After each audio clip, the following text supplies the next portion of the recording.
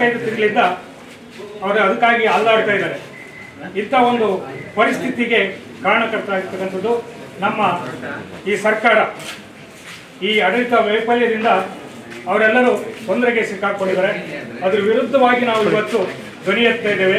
ಆ ಸಂಬಂಧವಾಗಿ ಇವತ್ತು ನಾವು ತಾಲೂಕು ಕಚೇರಿಯಲ್ಲಿ ಜಾತ್ಯತೀತ ಜನತಾದಳ ಪಕ್ಷದ ಎಲ್ಲ ಮುಖಂಡರು ಕಾರ್ಯಕರ್ತರು ಸೇರಿ ಅದರ ವಿರುದ್ಧ ಧ್ವನಿ ಎತ್ತಿದ್ದೇವೆ. ಸುಧಾಕರ್ ಎಸ್ ಶೆಟ್ಟಿಯವರು ಜಾತ್ಯತೀತ ಜನತಾದಳದ ನೇತೃತ್ವವನ್ನು ವಹಿಸಿಕೊಂಡಿರ್ತಕ್ಕಂಥವರು. ಅವರ ಮುಖೇನ ನಾವು ಶೃಂಗೇರಿ ಕ್ಷೇತ್ರದ ಕೊಪ್ಪ, ಎನ್ನಾರ್ಪುರ ಹಾಗೆ ಶೃಂಗೇರಿಯಲ್ಲಿ ಈಗ ನಾವು ಈ ಒಂದು ಸಮಸ್ಯೆಯ 3 ತಾಲೂಕುಗಳಲ್ಲಿ ನಾವು ಇದನ್ನು ಪ್ರತಿಭಟಿಸ್ತಾ ಇದ್ದೇವೆ. ಆ ಸಲುವಾಗಿ ಸಭೆಯನ್ನು ಕರೆದಿದ್ದು ಇಲ್ಲಿ ತಾಲೂಕು ಕಚೇರಿ ಮುಂದೆ ಅಧಿಕಾರಿಗಳಿಗ ಗಮನಕ್ಕೆ ತರ್ತಾ ಇದ್ದೇವೆ. ಆ ಬಗ್ಗೆ ನಮ್ಮ ಶೃಂಗೇರಿ ತಾಲೂಕು ಜಾತ್ಯತೀತ ಜನತಾದಳದ ಅಧ್ಯಕ್ಷರಾದ ಭರತ್ ಅವರು ಮಾತಾಡಬೇಕಾಗಿ ವಿನಂತಿಸ್ತಾರೆ.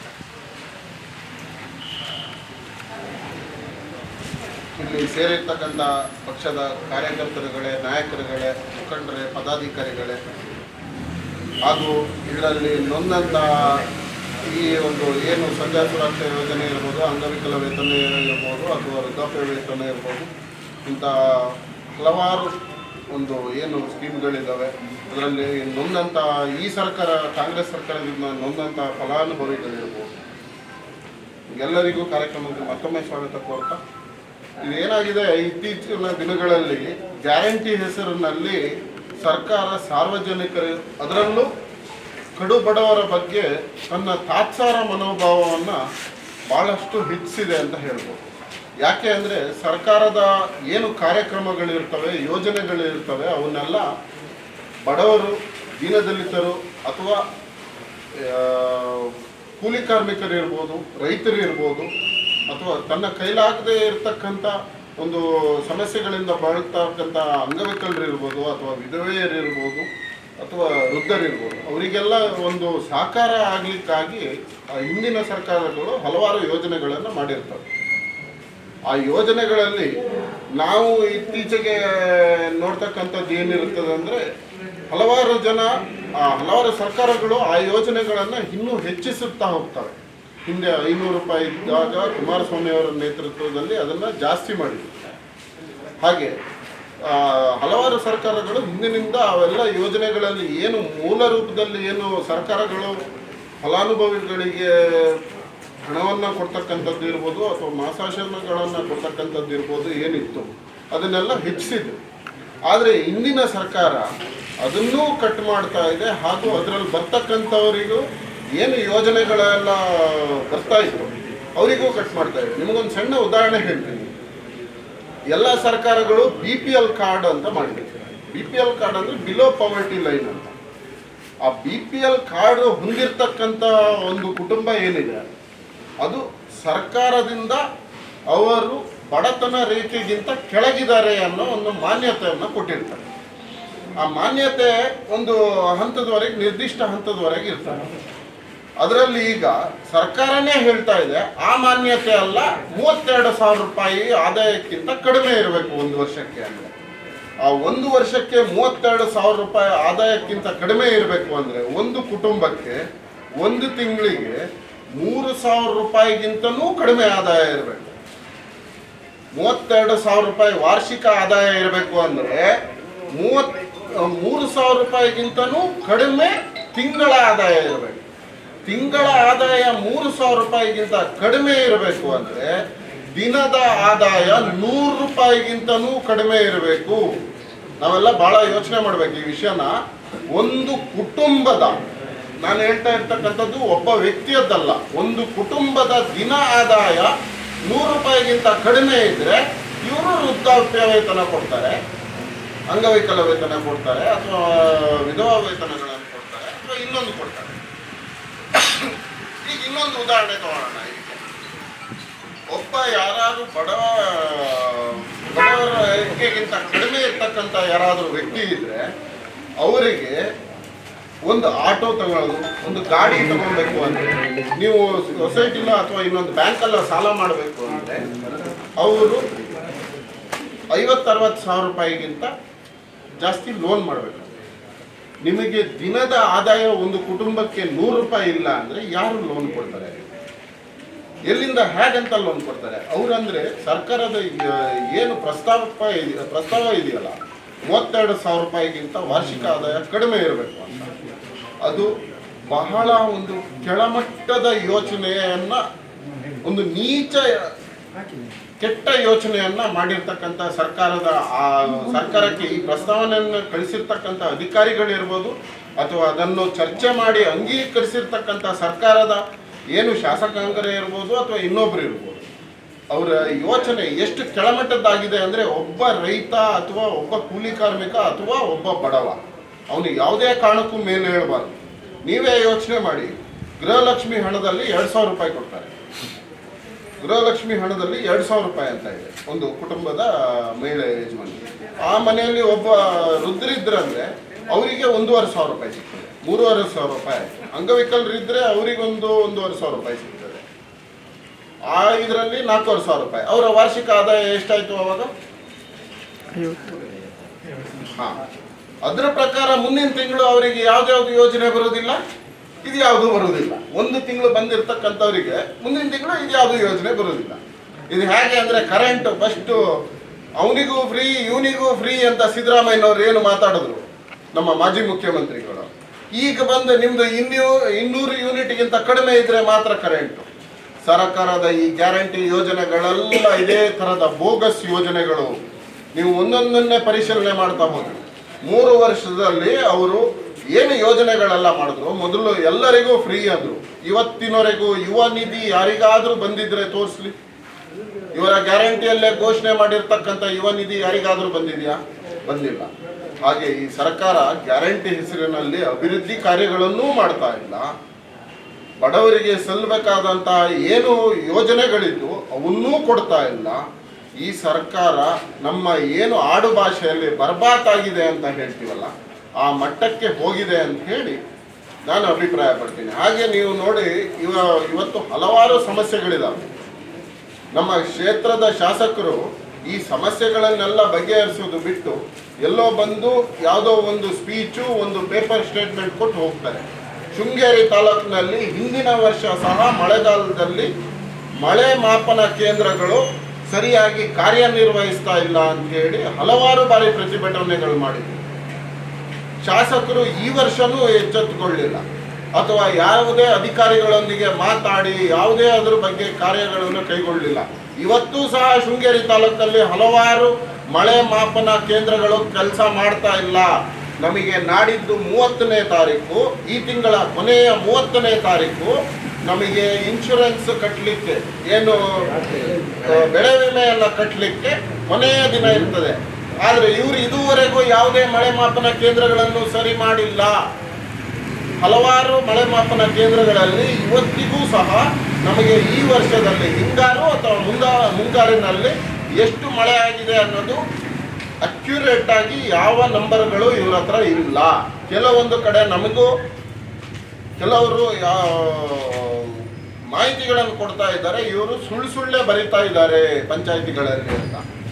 ಅದ್ರ ಬಗ್ಗೆ ಮುಂದಿನ ದಿನಗಳಲ್ಲಿ ನಾವು ಸರಿಯಾದ ಮಾಹಿತಿಯನ್ನು ಸಂಗ್ರಹಿಸಿ ಅದ್ರ ಬಗ್ಗೆ ಮುಂದಿನ ದಿನಗಳಲ್ಲಿ ಜಾತ್ಯತೀತ ಜನತಾದಳದ ವತಿಯಿಂದ ಸುಧಾಕರ್ ಶೆಟ್ಟರ್ ನೇತೃತ್ವದಲ್ಲಿ ಇನ್ನೂ ದೊಡ್ಡ ಹೋರಾಟಗಳನ್ನು ಮಾಡೋರಿದ್ದೇವೆ.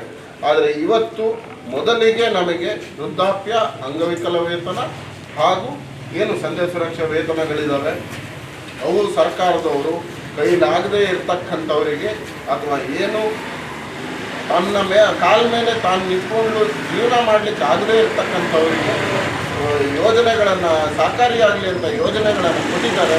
ಆ ಯೋಜನೆಗಳಲ್ಲಿ ಯಾವುದೇ ರೀತಿಯಲ್ಲೂ ಕಟ್ ಮಾಡದೆ ಮುಂದಿನ ದಿನಗಳಲ್ಲಿ ಸರ್ಕಾರಗಳು ಈ ಯೋಜನೆಯನ್ನು ಮುಂದುವರಿಸಬೇಕು ಅಂತ ಹೇಳಿ ನಾವು ಶೃಂಗೇರಿ ಕ್ಷೇತ್ರದ ವತಿಯಿಂದ ತಾಲೂಕು ಜಾತ್ಯತೀತ ಜನತಾದಳದಿಂದ ನಾವು ಸುಧಾಕರ್ ಶೆಟ್ಟರ್ ನೇತೃತ್ವದಲ್ಲಿ ಶೃಂಗೇರಿ ತಾಲೂಕು ಜಾತ್ಯತೀತ ಜನತಾದಳದ ಘಟಕದ ಪರವಾಗಿ ಸರ್ಕಾರವನ್ನು ಈ ಮೂಲಕ ನಮ್ಮ ಮನವಿಯನ್ನು ಕೊಡುವುದರ ಮೂಲಕ ಆಗ್ರಹಿಸುತ್ತಿದ್ದೇವೆ.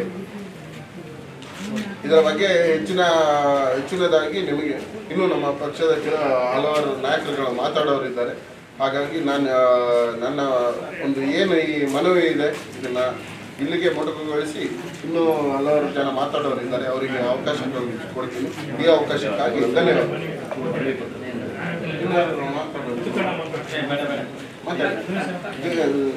ಶ್ರೀಧರಣ್ಣ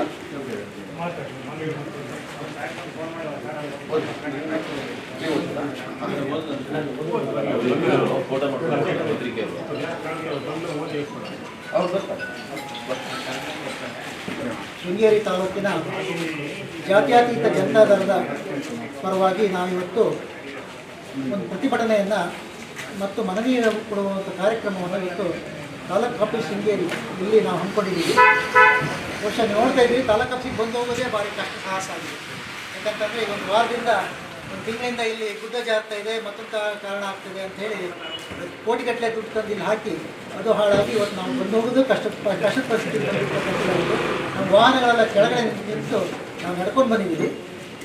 ಅದ್ರ ಜೊತೆಗೆ ಇವತ್ತು ಏನಾಗಿದೆ ಅಂತಂದರೆ, ನಮ್ಮ ರಾಜ್ಯದಲ್ಲಿ ಹಿಂದಿನ ಸರ್ಕಾರಗಳು ಏನಾಗಿದೆ, ಕುಮಾರಸ್ವಾಮಿ ಇರ್ಬೋದು, ಯಡಿಯೂರಪ್ಪನವ್ರ ಸರ್ಕಾರ ಇದ್ದಾಗಿರ್ಬೋದು, ಎಲ್ಲರೂ ಕೊಟ್ಟಿರ್ತಕ್ಕಂಥ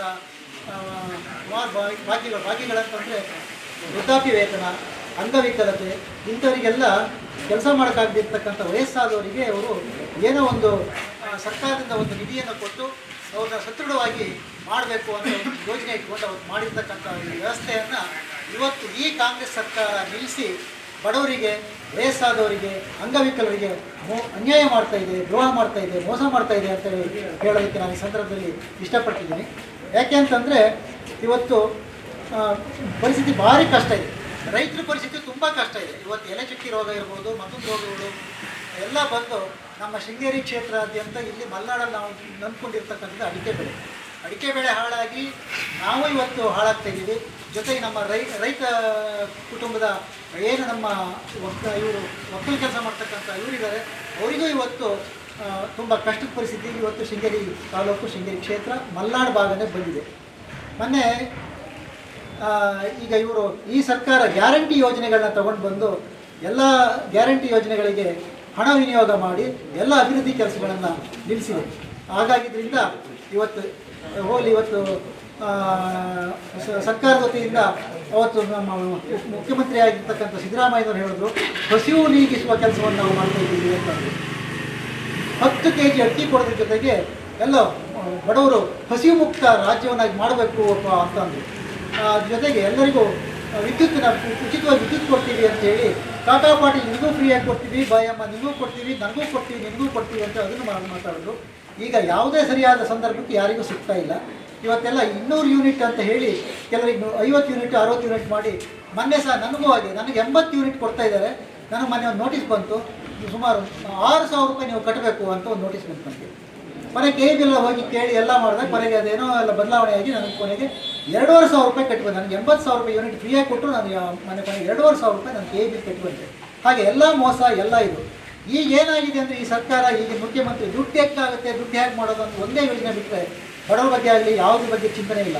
ಈಗ ಸರ್ಕಾರ ವತಿಯಿಂದ 71,000 ಹೊಸ ಉದ್ಯೋಗ ನೇಮಕ ಮಾಡ್ತೀನಿ ಅಂತ ಹೇಳ್ತಿದ್ದಾರೆ. 71,000 ನೇಮಕ ಮಾಡಿದ್ರೆ ಎಲ್ಲಿಂದ ಕೊಡ್ತಾರೆ? ಕೊಡೋದಕ್ಕೆ ನೆಟ್ಟಿಗೆ ಸಂಬಳ ಇಲ್ಲ.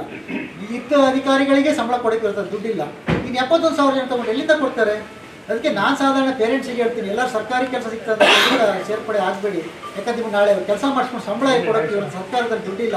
ಹಾಗಾಗಿ ಸೇರ್ಬೇಡಿ, ಎಲ್ಲರೂ ಅದಕ್ಕಿಂತ ನೀವು ಪ್ರೈವೇಟಲ್ಲಿ ಒಳ್ಳೆ ಕಂಪ್ನಿಗಳಿಗೆ ಸೇರ್ಕೊಳ್ಳಿ ಅಂತ ಹೇಳಬೇಕು ಅಂತ ನನ್ನ ಮನಸ್ಸು ಅಂತ ಇದೆ. ಅದು ನೇರವಾಗಿ ನಿಮ್ಮ ಮುಂದೆ ನಾನು ಹೇಳ್ತಾ ಇದ್ದೀನಿ. ಯಾಕೆಂತಂದರೆ ಮೊನ್ನೆ ನೋಡಿ, ಪಶು ಇಲಾಖೆ ಮೊನ್ನೆ ಸೇರ್ಪಡೆ ಡಾಕ್ಟ್ರು ಪಶುವೈದ್ಯಾಧಿಕಾರಿಗಳ ಸೇರ್ಪಡೆ 80 ಲಕ್ಷ ರೂಪಾಯಿ ಲಂಚನ ಆಫರ್ ಮಾಡಿದ್ದಾರೆ. ಒಂದು ಅಪಾಯಿಂಟ್ಮೆಂಟಿಗೆ 80 ಲಕ್ಷ ರೂಪಾಯಿ ಅಪಾಯಿಂಟ್ಮೆಂಟಿಗೆ ಲಂಚ ಅಂತಂದರೆ 71,000ಕ್ಕೆ ಎಲ್ಲರೂ ಇವ್ರು ಮಾಡ್ಕೊಂಡಿದ್ದು ಅಂದರೆ ಎಷ್ಟು ದುಡ್ಡಾಗುತ್ತೆ? ಕನಿಷ್ಠ 50 ಲಕ್ಷ ತಗೋಬೇಕಾ? 50 ಲಕ್ಷ, 60 ಲಕ್ಷ, 70 ಲಕ್ಷ, 80 ಲಕ್ಷ ಒಬ್ಬನಿಗೆ ಲಂಚ ತಗೊಂಡ್ರೆ ದುಡ್ಡು ಎಷ್ಟು ಮಟ್ಟಕ್ಕೆ ದುಡ್ಡು ಆಗುತ್ತೆ ಇವರಿಗೆ, ಅಧಿಕಾರಿಗಳಿಗೆ ಅಥವಾ ಸರ್ಕಾರಕ್ಕೆ ಇವ್ರಿಗೆ ಫಂಡ್ ಆಗುತ್ತೆ. ಹಾಗಾಗಿ ಎಲ್ಲ ಬೋಗಸ್, ಯಾವುದೂ ಇಲ್ಲ. ಹಾಗಾಗಿ ಈ ಸರ್ಕಾರ ಎಚ್ಚೆತ್ಕೊಳ್ಬೇಕು.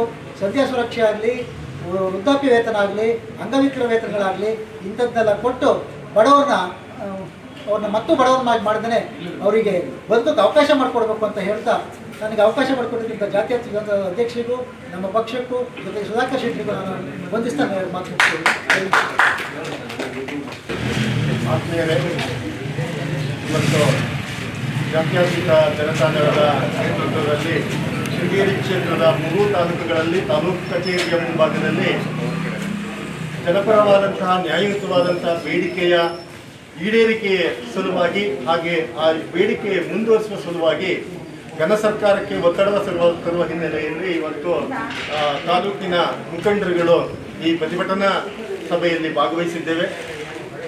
ಈಗಾಗಲೇ ಮುಖಂಡರುಗಳು ನಮ್ಮ ಪಕ್ಷದ ಮುಖಂಡರುಗಳು ಮಾತನಾಡಿದ್ದಾರೆ. ಇದು ಪ್ರಜಾಪ್ರಭುತ್ವ, ಪ್ರಜೆಗಳೇ ಪ್ರಭುಗಳಾದಂತಹ ವ್ಯವಸ್ಥೆಯಲ್ಲಿ ಸರ್ಕಾರ ನಡಿಬೇಕಾದಂತಹ ವ್ಯವಸ್ಥೆ ಇದು. ಈಗೇನಾಗಿದೆ ಅಂದರೆ ಪ್ರಜೆಗಳಾದಂತಹ ನಾವುಗಳು ಆಯ್ಕೆ ಮಾಡಿಕೊಂಡಂತಹ ನಮ್ಮ ಸೇವಕರು ರಾಜರಾಗಿದ್ದಾರೆ, ಅವರ ಸೇವಕರಾದಂತಹ ನೌಕರರು ಅವರಿಗಿಂತ ದೊಡ್ಡ ರಾಜರಾಗಿದ್ದಾರೆ. ಇವತ್ತು ಹೇಳೋರು ಕೇಳೋರು ಗತಿ ಇಲ್ಲದ ಪರಿಸ್ಥಿತಿಯಲ್ಲಿ ಈ ಪ್ರಜಾಪ್ರಭುತ್ವ ಇರೋದನ್ನು ನಾವು ನೋಡ್ತಾ ಇದ್ದೇವೆ. ಹಾಗೇನೆ ಹಿಂದೆ ದೇವರಾಜ ಅರಸು ಅನ್ನುವಂತಹ ಒಬ್ಬ ಮಹಾನ್ ವ್ಯಕ್ತಿ ಕರ್ನಾಟಕದ ಮುಖ್ಯಮಂತ್ರಿ ಆದಂಥ ಸಂದರ್ಭದಲ್ಲಿ ವಿಶೇಷವಾದ ಕಳಕಳಿಯನ್ನ ವಹಿಸಿಕೊಂಡು ದುರ್ಬಲ ವರ್ಗದವರಿಗೆ, ಸಾಮಾಜಿಕವಾಗಿ ನೊಂದಂಥವರಿಗೆ, ದೀನ ದಲಿತರಿಗೆ, ಬಡವರಿಗೆ ತುಂಬ ಜನಪರವಾದಂತಹ ಯೋಜನೆಗಳನ್ನು ಕಾರ್ಯರೂಪಕ್ಕೆ ತಂದಿದ್ದರು.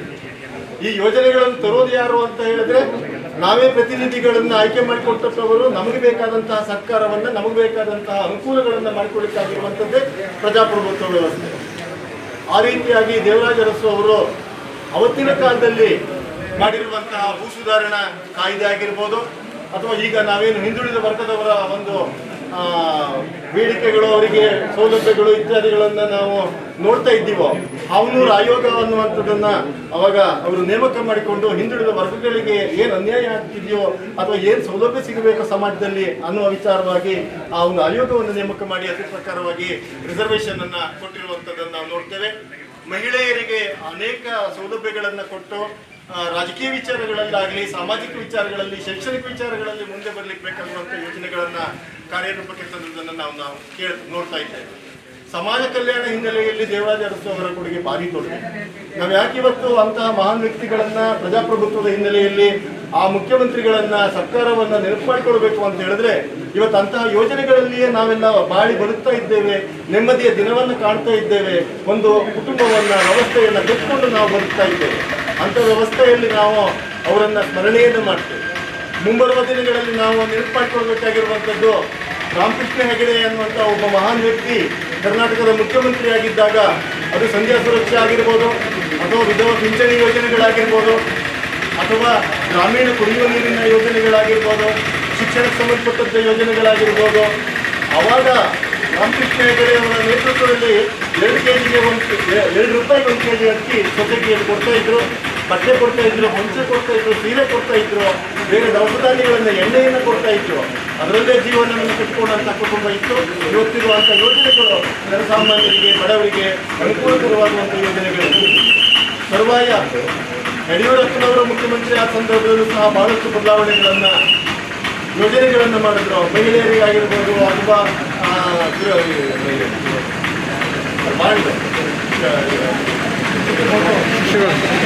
ವಿದ್ಯಾರ್ಥಿಗಳಿಗೆ ಶೈಕ್ಷಣಿಕವಾಗಿರ್ಬೋದು, ಶಿಕ್ಷಣ ಸಂಬಂಧಪಟ್ಟ ಮಹಿಳೆಯರಿಗೆ, ಮಕ್ಕಳಿಗೆ ಸಂಬಂಧಪಟ್ಟಂತಹ ಆರ್ಥಿಕ ಸಂಬಂಧವಾಗಿ ಮಾಡಿರುವಂಥ ಯೋಜನೆಗಳು, ಕೃಷಿಗೆ ಸಂಬಂಧಪಟ್ಟಂತಹ ಬಹಳಷ್ಟು ಯೋಜನೆಗಳನ್ನು ಯಡಿಯೂರಪ್ಪ ನೇತೃತ್ವದಲ್ಲಿ ಕಾರ್ಯಕ್ರಮವನ್ನು ಮಾಡಿಕೊಂಡು, ತರುವಾಯ ಕುಮಾರಸ್ವಾಮಿ ಅವರ ನೇತೃತ್ವದಲ್ಲಿ ನಡೆದಂಥ ಕಾರ್ಯಕ್ರಮಗಳಲ್ಲಿ ಈಗಾಗಲೇ ನಮ್ಮ ಮುಖಂಡರುಗಳು ಸಭೆಯ ಮುಂದೆ ವಿಚಾರವನ್ನು ಪ್ರಸ್ತಾಪ ಮಾಡಿದ್ದಾರೆ. ಇವತ್ತೇನಾದರೂ ರೈತರಾಗಿರಲಿ, ಸಾಮಾನ್ಯ ವರ್ಗದವರು, ಬೀದಿ ಬದಿ ವ್ಯಾಪಾರಿಗಳಾಗಿರಲಿ, ಯಾರೇ ಆಗಿದ್ರೂ ಸಹ ಇವತ್ತು ಒಂದು ಹಂತದಲ್ಲಿ ನೆಮ್ಮದಿಯಾಗಿ ಬದುಕಬಹುದು, ನಾವು ಜೀವನವನ್ನು ಕಟ್ಟಬಹುದು ಅನ್ನುವಂಥ ಯೋಚನೆ ಏನಾದರೂ ಮಾಡಿಸಿದ್ರೆ ಅದು ಕುಮಾರಸ್ವಾಮಿ ಅವರ ಸರ್ಕಾರದಲ್ಲಿ ಇದ್ದಾಗ ಮುಖ್ಯಮಂತ್ರಿ ಆದಂಥ ಸಂದರ್ಭದಲ್ಲಿ ಅನೇಕ ಯೋಜನೆಗಳನ್ನು ಜಾರಿ ತಂದಿರುವಂಥದ್ದನ್ನು ನಾವು ನೋಡ್ತಾ ಇದ್ದೇವೆ. ನಮ್ಮ ಮುಂದಿನ ಪ್ರಶ್ನೆ ಏನು ಅಂತ ಹೇಳಿದ್ರೆ, ನಾವು ಯಾಕೆ ಪ್ರತಿಭಟನೆ ಮಾಡಬೇಕಾದಂಥ ಪರಿಸ್ಥಿತಿಯಲ್ಲಿ ನಾವು ನಿಂತಿದ್ದೇವೆ ಅಂದರೆ, ಯಾವುದೇ ಒಂದು ಜನಪರ ಕಾರ್ಯಕ್ರಮಗಳನ್ನು ಮಾಡೋದಿದ್ರು, ಯೋಜನೆಗಳನ್ನು ಹಾಕಿಕೊಳ್ಳೋದಿದ್ರು, ಅದು ಮುಂದಿನ ದಿನಗಳಲ್ಲಿ ಅವರಿಗೆ ಒಂದು ದಾರಿದೀಪವಾಗಿ ಗಟ್ಟಿ ಬದುಕಿಗೆ ಕಾರಣವಾಗುವಂಥ ಯೋಜನೆ ಅದಾಗಿರ್ತಾ ಇತ್ತು. ಅದನ್ನು ಯಾವತ್ತೂ ಅದನ್ನು ನಿಲ್ಲಿಸಲೂಬಾರ್ದು, ಅದನ್ನು ಮುಂದುವರಿಸಬೇಕು. ಈಗಾಗಲೇ ನಮ್ಮ ನಾಯಕರು ಹೇಳಿದಾಗೆ ಕಡಿಮೆ ಪ್ರಮಾಣದಲ್ಲಿ ಹಣವನ್ನು ನಿಗದಿ ಮಾಡಿದ್ದಿದ್ರೆ ಅದನ್ನ 500 ಇದ್ರೆ 1000 ಮಾಡೋದು, 1200 ಮಾಡೋದು, 2000 ಮಾಡೋದು, ಹೀಗೆ ಅಭಿವೃದ್ಧಿಯನ್ನು ಮಾಡೋದ್ರ ಮುಖಾಂತರವಾಗಿ ಅವರಿಗೆ ಆಶ್ರಯವನ್ನು ಕೊಡ್ತಾ ಬರಬೇಕಾಗಿದ್ದಂಥ ಸರ್ಕಾರ, ಇವತ್ತು ಕರ್ನಾಟಕದಲ್ಲಿದ್ದಂತಹ ಕಾಂಗ್ರೆಸ್ ಸರ್ಕಾರ ಇವತ್ತು ನಮ್ಮನ್ನೆಲ್ಲರನ್ನ ಮೂರ್ಖರನ್ನಾಗಿ ಮಾಡಿದೆ. ನಾವಿವತ್ತು ಮೂರ್ಖರಾಗಿದ್ದೇವೆ. ಯಾರನ್ನು ನಾವು ಯೋಗ್ಯರಲ್ಲ ಅಂತ ಕರಿಬೇಕು, ಅಯೋಗ್ಯರು ಅಂತ ಕರಿಬೇಕು, ಅಂತಹ ವಿಚಾರದಲ್ಲಿ ಅವರು ಮುಂದೆ ನಿಂತಿದ್ದಾರೆ. ಯಾಕೆ ಅಂತ ಕೇಳಿದ್ರೆ ಇವತ್ತು ಸಂವಿಧಾನವನ್ನ ಬಗಲಲ್ಲಿ ಹಿಡ್ಕೊಂಡು ಓಡಾಡ್ತಾ ಇದ್ದಾರೆ. ಇವತ್ತು ಆ ಸಂವಿಧಾನವನ್ನ ಬಗಲಲ್ಲಿ ಹಿಡ್ಕೊಂಡು ಓಡಾದವರಿಗೆ ಸಂವಿಧಾನದಲ್ಲಿರುವಂತಹ ಮೂಲಭೂತ ಹಕ್ಕುಗಳೇನು, ಮೂಲಭೂತ ಕರ್ತವ್ಯಗಳೇನು, ಸಂವಿಧಾನದ ಆರ್ಟಿಕಲ್ಗಳು ಯಾವ್ಯಾವುದು, ಏನೇನು ನಿಯಮಗಳಿದೆ, ಜಾತ್ಯತೀತತೆ ಅಂದ್ರೆ ಏನು ಅನ್ನೋದು ಅವ್ರಿಗೆ ಗಂಧ ಗಾಳಿ ಗೊತ್ತಿಲ್ಲದಿದ್ದ ಭಾರಿ ಜನ ಇಲ್ಲ. ಇವತ್ತು ನಮ್ಮ ಮುಖಂಡರುಗಳು ದೊಡ್ಡ ದೊಡ್ಡ ಮಂತ್ರಿಗಳಾಗಿದ್ದಾರೆ. ಯಾಕೆ ನಾನು ಅವ್ರ ಬಗ್ಗೆ ಕಟ್ಟುನಿಟ್ಟಾಗಿ ಮಾತಾಡ್ತೀವಿ ಅಂದ್ರೆ ಇವತ್ತು ಪ್ರಜಾಪ್ರಭುತ್ವ, ನಾವು ಪ್ರಭುಗಳು, ನಮ್ಮ ಸೇವಕರವರು, ಹಾಗಾಗಿ ನಾವು ಅವ್ರಿಗೆ ಮಾತಾಡ್ತಾ ಇದ್ದೇವೆ. ಅವರು ಅದನ್ನ ಆಲಿಸ್ಬೇಕು. ಇವತ್ತು ಮೀಡಿಯಾ ಮುಖಾಂತರವಾಗಿ, ಬೇರೆ ಮುಖಾಂತರವಾಗಿ ಅವರಿಗೆ ಆ ಸಂದೇಶಗಳು ತಲುಪಬೇಕು. ಜನಪ್ರತಿನಿಧಿಯಾದಂಥವರು ಜನರ ಕಾಳಜಿಯನ್ನ, ಕಳಕಳಿಯನ್ನ, ಸಮಾಜದ ಅಭಿವೃದ್ಧಿಗೆ ಸಂಬಂಧಪಟ್ಟಂಗೆ ಅವರು ಯೋಚನೆ ಮಾಡಬೇಕೇ ವಿನಃ ಸುಮ್ಮನೆ ನಾನು ಇದನ್ನ ಹಿಡ್ಕೊಂಡು ಯಾವುದಂದ್ರೆ ಸಂವಿಧಾನದ ಪುಸ್ತಕವನ್ನು ಹಿಡ್ಕೊಂಡು ನಾನು ಮಹಿಳೆಯರಿಗೆ ಒಂದು ಮಾತಿದೆ, ಅದನ್ನು ಭಾರಿ ಚೆನ್ನಾಗಿದೆ. ಏನ್ ಹೇಳ್ತಾರೆ ಅಂದ್ರೆ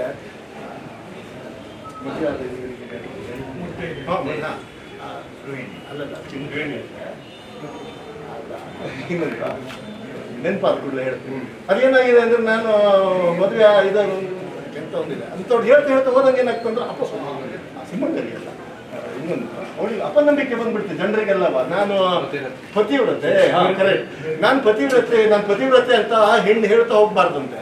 ಯಾಕೆ ಹೇಳ್ಬಾರ್ದು ಅಂತ ಹೇಳಿದ್ರೆ ಪತಿವ್ರತೆ ಪದೇ ಹೇಳ್ಕೊಳ್ಳೋ ಏನಾಗುತ್ತಂದ್ರೆ ಅನುಮಾನ ಶುರುವಾಗ್ತದೆ. ಈಗ ನಮ್ಮ ಕಾಂಗ್ರೆಸ್ ಮುಖಂಡರ ಪರಿಸ್ಥಿತಿ ಏನಾಗಿದೆ ಅಂತ ಹೇಳಿದ್ರೆ ಅವರು ಸಂವಿಧಾನವನ್ನು ಕಂಕಳಲ್ಲಿ ಇಟ್ಕೊಂಡು ಓಡಾಡ್ತಾ ಇದ್ದಾರೆ. ಅವ್ರು ಕಂಕಳಲ್ಲಿ ಇಟ್ಕೊಂಡು ಯಾಕೆ ಓಡಾಡಬೇಕು? ಅವರು ಸಂವಿಧಾನ ಅದು ಗೊತ್ತಿರ್ಬೇಕು ತಾನೆ ಅವರಿಗೆ. ಇವತ್ತು ಎಷ್ಟು ಜನಿಗೆ ಮುಖಂಡರಿಗೆ ಆ ಸಂವಿಧಾನದ ಬಗ್ಗೆ ಅರಿವಿದೆ? ಅವರಿಗೆ ಏನು ಗೊತ್ತಿಲ್ಲ. ನಮ್ಮ ಕೆಲವು ಸ್ನೇಹಿತರು ಇಲ್ಲಿ ಅಕ್ಕಪಕ್ಕದಲ್ಲಿ ಇದ್ದವ್ರು ಬಂದರೂ ಕೂಡ ಅವ್ರು ಯಾರೋ ದೊಡ್ಡ ಲೀಡರ್ ಹೇಳಿದ್ರು ಅಂತ ಹೇಳ್ಕೊಂಡು ಅವ್ರು ನಮ್ಮ ಹತ್ರ ಮಾತಾಡ್ತಾರೆ, ಸಂವಿಧಾನ ಹಂಗಾಗಿದೆ, ಈ ತರ ಹೀಗಿದೆ ಅಂತ. ನಮ್ಗೆ ಅವ್ರಿಗೆ ಉತ್ತರ ಕೊಡ್ಲಿಕ್ಕೂ ಮನಸ್ಸು ಬರೋದಿಲ್ಲ. ಹಾಗಾದ್ರೆ ತಲೆ ತೂಸ್ಕೊಂಡು ಹೋಗ್ಲಿಕ್ಕೂ ನಮ್ಗೆ ಸಮಾಧಾನ ಆಗೋದಿಲ್ಲ. ಅಂತ ಪರಿಸ್ಥಿತಿಯನ್ನ ಈ ಕಾಂಗ್ರೆಸ್ ಸರ್ಕಾರ ಮಾಡಿದೆ. ಇವತ್ತು ಕಾಂಗ್ರೆಸ್ ಸರ್ಕಾರ ಗ್ಯಾರಂಟಿ ಯೋಜನೆಗಳನ್ನು ಮಾಡೋದ್ರ ಮುಖಾಂತರವಾಗಿ ಏನೇನು ಯೋಜನೆಗಳನ್ನು ಹಾಕಿಕೊಂಡು ಇವತ್ತು ದಾರಿ ತಪ್ಪಿದೆ ಅನ್ನುವಂಥದ್ದು ಈಗಾಗಲೇ ನಮ್ಮ ಮುಖಂಡರುಗಳು ತಿಳಿಸಿದ್ದು ನಿಮ್ಮೆಲ್ಲರ ಗಮನಕ್ಕೂ ಬಂದಾಗಿದೆ. ಇವತ್ತು ನಿಜವಾಗಿ ಕೊಡಬೇಕಾಗಿದೆ ಯಾವುದೋ ನಾವೀಗ ದೇವರಾಜ ಅರಸು ಅಥವಾ ರಾಮಕೃಷ್ಣ ಹೆಗಡೆಯವರ ಕಾಲದಲ್ಲಿ ನಂತರದಲ್ಲಿ ಏನೇನು ಯೋಜನೆಗಳು ಬಂದು, ಒಳ್ಳೆ ಯೋಜನೆಗಳು ಬಂದು ಅದನ್ನು ಮುಂದುವರಿಸಬೇಕು ಅಂತ ಏನು ಹೇಳಿದುವ, ಈ ಸಂಧ್ಯಾ ಸುರಕ್ಷೆ ಆಗಿರ್ಬೋದು, ವಿಧವಾ ವೇತನ, ಅಗಲವಿಕಲ ವೇತನಗಳು, ಯಾವುದೇ ಯೋಜನೆಗಳಾಗಲಿ ಇಂಥವ್ರು ಮುಂದುವರಿಸಿದಂದ್ರೆ ಅದರಲ್ಲಿ ಬದುಕನ್ನ, ಜೀವನವನ್ನ ಕಟ್ಕೊಂಡಿದ್ದಾರೆ. ಇವತ್ತು ಗೃಹಲಕ್ಷ್ಮಿನೋ ಅಥವಾ ಬೇರೆ ಎಲ್ಲ ಕೊಟ್ಟರಲ್ಲ, ಯಾಕೆ ಆ ಶ್ರೀಮಂತರುಗಳಿಗೆ ಎಲ್ಲ ಆರ್ಥಿಕವಾಗಿ ಮುಂದಿದ್ದವರಿಗೆ ಯಾಕೆ ಕೊಡಬೇಕಾಗಿತ್ತು? ಇವತ್ತು ಯಾರು ತಗೊಳ್ತಾ ಇದ್ದಾರೆ ಅಂತ ಹೇಳಿದ್ರೆ ಯಾರು ಭಾರಿ ದೊಡ್ಡ ಶ್ರೀಮಂತ ಇದ್ದಾನೋ ಅವನಿಗೆ ಗೃಹಲಕ್ಷ್ಮಿ ಬೇಕಾಗಿದೆ. ಯಾರಿಗೆ ಬೇಕಾಗಿದೆ ಅವನು ಹಣ ತಗೊಳ್ಳಿಕ್ಕೆ ಅವನು ಹೋಗ್ತಾ ಇದ್ದಾನೆ. ಯಾರಿಗೆ ಬಸ್ಸಲ್ಲಿ ಹತ್ತಾ ಇದ್ದಾರೆ ಅಂದ್ರೆ ಯಾರು ದುಡ್ಡಿದ್ದಾರೆ ಅವ್ರು ಓಡಾಡ್ತಿದ್ದಾರೆ. ನಿಜವಾಗಿ ಒಬ್ಬ ಬುದ್ಧಿವಂತ ಸರ್ಕಾರ, ಬುದ್ಧಿವಂತ ಮುಖಂಡರುಗಳು ಮಾಡಬೇಕಾಗಿರುವಂತ ಕೆಲಸ ಏನಂತ ಹೇಳಿದ್ರೆ ಯಾರು ದುರ್ಬಲ ವರ್ಗದವರು, ಶೋಷಿತ ವರ್ಗದವರು, ಅನ್ಯಾಯಕ್ಕೊಳಗಾಗಿದ್ದಾರೆಯೋ ಅಂಥವರಿಗೆ ಬರುವಂತಹ ಒಳ್ಳೆ ಯೋಜನೆಗಳನ್ನ ಪ್ಲಾನ್ ಆಗಿ ಮಾಡಿ ಅದನ್ನು ಕಾರ್ಯರೂಪಕ್ಕೆ ತಂದಾಗ ಸಮಾಜಕ್ಕೂ ಒಳ್ಳೇದಾಗುತ್ತದೆ, ನಮಗೂ ಒಳ್ಳೇದಾಗ್ತದೆ. ಜನತಾ ಪಕ್ಷದ ಮನವಿ ಏನಿದೆ ಅದನ್ನ ಡೆಪ್ಟಿ ತಹಸೀಲ್ದಾರರಾದಂತಹ ಇಫ್ತಿಕಾರ್ ಅನ್ನುವಂಥವರು ನಮ್ಮ ಮನವಿಯನ್ನು ಸರ್ಕಾರದ ಪರವಾಗಿ ನಮ್ಮ ಮನವಿಯನ್ನು ಸ್ವೀಕರಿಸಲಿದ್ದಾರೆ. ಅವರಿಗೆ ನಮ್ಮ ಮನವಿ ಪತ್ರವನ್ನು ನಮ್ಮ ಪಕ್ಷದ ಮುಖಂಡರಾದ ಶ್ರೀಯುತ ಅಚ್ಯುತ್ ಮಾರ್ಲಿ ಅವರು ಓದಿ ಹೇಳಬೇಕು, ಎಲ್ಲರಿಗೂ ವಿಶೇಷವಾಗಿ ಅಂತ ಹೇಳಿ ವಿನಂತಿ. 27/7/2026 ಶೃಂಗೇರಿ ಕ್ಷೇತ್ರದ ಶೃಂಗೇರಿ ತಾಲೂಕಿನ ಜೆಡಿಎಸ್ ಕಾರ್ಯಕರ್ತರು ಏನು ಪ್ರತಿಭಟನೆ ಮಾಡಿ ಸರ್ಕಾರಕ್ಕೆ ಪ್ರತಿಭಟನೆ ಮಾಡಿದ್ದಾರೆ. ಈ ಪ್ರತಿಭಟನೆಯ ಏನು ಮನವಿಯನ್ನು ತಹಸೀಲ್ದಾರಿಗೆ ಕೊಡ್ತಾ ಇದ್ದೀವಿ. ಈಗ ಅದನ್ನ ಓದ್ತಾ ಇದ್ದೀವಿ. ಮಾನ್ಯ ತಹಸೀಲ್ದಾರ್ ಅವರು ಶೃಂಗೇರಿ ಕಚೇರಿ, ತಾಲೂಕು ಕಚೇರಿ ಶೃಂಗೇರಿ ತಾಲೂಕು ಚಿಕ್ಕಮಗಳೂರು ಜಿಲ್ಲೆ ವಿಷಯ ವೃದ್ಧಾಪ್ಯ ವೇತನ, ಸಂಧ್ಯಾ ಸುರಕ್ಷಾ, ಅಂಗವಿಕಲ ವೇತನ, ವಿಧವಾ ವೇತನ ಸೇರಿದಂತೆ ಸಾಮಾಜಿಕ ಭದ್ರತೆ ಯೋಜನೆಗಳ ಮೇಲಿನ ಹೊಸ ನಿರ್ಬಂಧಗಳನ್ನು ಹಿಂಪಡೆದು ಅರ್ಹ ಫಲಾನುಭವಿಗಳಿಗೆ ಯೋಜನೆಗಳನ್ನು ನಿರಂತರವಾಗಿ ಮುಂದುವರಿಸುವ ಕುರಿತು ಮನವಿ. ಮಾನ್ಯರೇ, ಮೇಲ್ಕಂಡ ವಿಷಯಕ್ಕೆ ಸಂಬಂಧಿಸಿದಂತೆ ರಾಜ್ಯ ಸರ್ಕಾರವು ವೃದ್ಧಾಪ್ಯ ವೇತನ, ಸಂಧ್ಯಾ ಸುರಕ್ಷಾ ಹಾಗೂ ಇತರೆ ಸಾಮಾಜಿಕ ಭದ್ರತೆ ಯೋಜನೆಗಳಿಗೆ ಹೊಸ ಮಾನದಂಡಗಳನ್ನು ಜಾರಿಗೊಳಿಸಿರುವುದರಿಂದ ಸಾವಿರಾರು ಬಡ, ವೃದ್ಧ, ವಿಧವೆಯರು, ಅಂಗವಿಕಲರು ಹಾಗೂ ಇತರೆ ದುರ್ಬಲ ವರ್ಗಗಳ ಜನರು ಯೋಜನೆಗಳಿಂದ ವಂಚಿತರಾಗುವ ಆತಂಕ ಎದುರಾಗಿದೆ. ಈ ಯೋಜನೆಗಳು ಕೇವಲ ಸರ್ಕಾರಿ ಸೌಲಭ್ಯಗಳಲ್ಲ, ಸಮಾಜದ ಅತ್ಯಂತ ದುರ್ಬಲ ವರ್ಗದ ಜನರ ಜೀವನಾಧಾರವಾಗಿದೆ. ಗ್ರಾಮೀಣ ಪ್ರದೇಶಗಳಲ್ಲಿ ಅನೇಕ ಕುಟುಂಬಗಳು ಈ ಮಹಾಶಾಸನವನ್ನು ಅವಲಂಬಿಸಿ ಜೀವನ ಸಾಗಿಸುತ್ತಿವೆ. ಇಂತಹ ಸಂದರ್ಭದಲ್ಲಿ ಹೊಸ ನಿರ್ಬಂಧಗಳನ್ನು ವಿಧಿಸುವುದು ಸಾಮಾಜಿಕ ನ್ಯಾಯದ ಆಶಯಕ್ಕೆ ವಿರುದ್ಧವಾಗಿದೆ. ಆದ್ದರಿಂದ ತಮ್ಮ ಮೂಲಕ ಕರ್ನಾಟಕ ಸರ್ಕಾರದ ಗಮನಕ್ಕೆ ಈ ಕೆಳಕಂಡ ಬೇಡಿಕೆಗಳನ್ನು ತುರ್ತಾಗಿ ತಲುಪಿಸಿ ಅಗತ್ಯ ಕ್ರಮ ಕೈಗೊಳ್ಳುವಂತೆ ವಿನಂತಿಸುತ್ತೇವೆ. ನಮ್ಮ ಪ್ರಮುಖ ಬೇಡಿಕೆಗಳು: 1.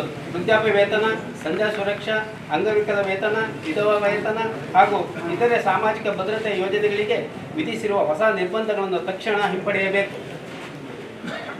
2. BPL ಹಾಗೂ ನಿಜವಾದ ಆರ್ಥಿಕವಾಗಿ ದುರ್ಬಲ ಕುಟುಂಬಗಳ ಅರ್ಹ ಫಲಾನುಭವಿಗಳಿಗೆ ಆದಾಯ ದೃಢೀಕರಣದ ಬದಲು BPL ಪಡಿತರ ಚೀಟಿಯನ್ನೇ ಪರಿಗಣಿಸಬೇಕು. ಯಾವುದೇ ಅಡಚಣೆ ಇಲ್ಲದೆ ಯೋಜನೆಗಳನ್ನು ಮುಂದುವರಿಸಬೇಕು. 3. ಹೊಸ ಮಾನದಂಡಗಳಿಂದ ಸ್ಥಗಿತಗೊಂಡಿರುವ ಅಥವಾ ರದ್ದುಗೊಂಡಿರುವ ಫಲಾನುಭವಿಗಳ ವೇತನವನ್ನು ಕೂಡಲೇ ಮರುಸ್ಥಾಪಿಸಬೇಕು. 4. ಬಡವರು, ವೃದ್ಧರು, ವಿಧವೆಯರು, ಅಂಗವಿಕಲರು ಹಾಗೂ ನಿರ್ಗತಿಕರ ಹಿತಾಸಕ್ತಿಗೆ ಧಕ್ಕೆ ಉಂಟು ಮಾಡುವ ಯಾವುದೇ ಕ್ರಮವನ್ನು ಕೈಬಿಡಬೇಕು. 5. ಸಾಮಾಜಿಕ ಭದ್ರತಾ ಯೋಜನೆಗಳನ್ನು ಮತ್ತಷ್ಟು ಬಲಪಡಿಸಿ ಅರ್ಹ ಎಲ್ಲ ಫಲಾನುಭವಿಗಳಿಗೆ ಸುಲಭವಾಗಿ ಸೌಲಭ್ಯ ದೊರೆಯುವಂತೆ ಕ್ರಮ ಕೈಗೊಳ್ಳಬೇಕು. 6. ವೃದ್ಧರ ಕಚೇರಿ ಅಲೆದಾಟ ನಿಲ್ಲಿಸಿ ಫಲಾನುಭವಿಗಳ ಮನೆಗೆ ಪಿಂಚಣಿ ತಲುಪಿಸಿ ಹಾಗೂ ಬಡ ಹಿರಿಯ ನಾಗರಿಕರಿಗೆ ಈ ಮಾಸಿಕ ಪಿಂಚಣಿಯನ್ನು ತಕ್ಷಣವೇ ಬಿಡುಗಡೆಗೊಳಿಸಿ ಸಾಮಾಜಿಕ ನ್ಯಾಯ ಹಾಗೂ ಮಾನವೀಯ ಮೌಲ್ಯಗಳನ್ನು ಎತ್ತಿ ಹಿಡಿಯುವ ನಿಟ್ಟಿನಲ್ಲಿ ನಮ್ಮ ಈ ನ್ಯಾಯಸಮ್ಮತ ಮನವಿಯನ್ನು ಸರ್ಕಾರವು ಸಕಾರಾತ್ಮಕವಾಗಿ ಪರಿಗಣಿಸಿ ತಕ್ಷಣ ಸೂಕ್ತ ಆದೇಶ ಹೊರಡಿಸಬೇಕೆಂದು ತಮ್ಮ ಮೂಲಕ ವಿನಂತಿಸುತ್ತೇವೆ. ಧನ್ಯವಾದಗಳೊಂದಿಗೆ ಶ್ರೀ ಭರತ್ ಗಿಡ್ಕಲು, ಅಧ್ಯಕ್ಷರು, ಶೃಂಗೇರಿ ತಾಲೂಕು ಜನತಾದಳ ಜಾತ್ಯತೀತ. ಮಾನ್ಯ ಮುಖ್ಯ ಕಾರ್ಯದರ್ಶಿಗಳು ಕರ್ನಾಟಕ ಸರ್ಕಾರ ಬೆಂಗಳೂರು, ಮಾನ್ಯ ಕಂದಾಯ ಸಚಿವರು ಕರ್ನಾಟಕ ಸರ್ಕಾರ ಬೆಂಗಳೂರು, ಮಾನ್ಯ ಜಿಲ್ಲಾಧಿಕಾರಿಗಳು ಚಿಕ್ಕಮಗಳೂರು ಇವರಿಗೆ ಯಥಾನುಗಳನ್ನು ಕಳಿಸಿಕೊಟ್ಟ.